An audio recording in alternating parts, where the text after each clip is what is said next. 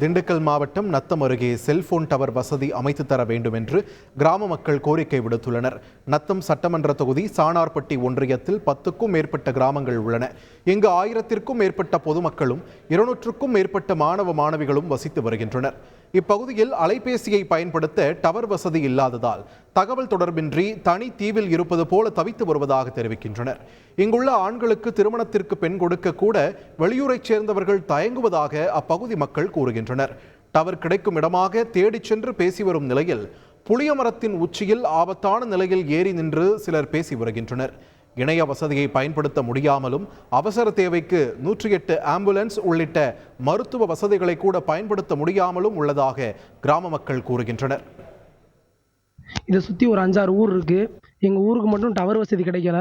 நான் +2 முடிச்சுட்டு மேலும் படிப்புக்கு வெளியில் தான் போய் தங்கி படிச்சுட்டு வந்தேன். ஆனால் என் ஊரில் டவர் கிடைக்காது. ரொம்ப புளிய மரமோ இல்லை வெளியில் பக்கத்தில் எங்கிட்டாவது போய் 1 கிலோமீட்டர் 2 கிலோமீட்டர் போய் ஏதோ ஒரு பாறை குட்டு இந்த மாதிரி இடத்துல இருந்து தான் படிக்கணும். எங்களுக்கு இந்த டவர் வசதி மட்டும் செஞ்சு கொடுத்தாங்கன்னா ரொம்ப யூஸ்ஃபுல்லாக இருக்கும். ஒரு பொண்ணு கொடுக்கறதுக்கு கூட இங்கே இந்த ஊர்கள் மலைக்கிறாங்க.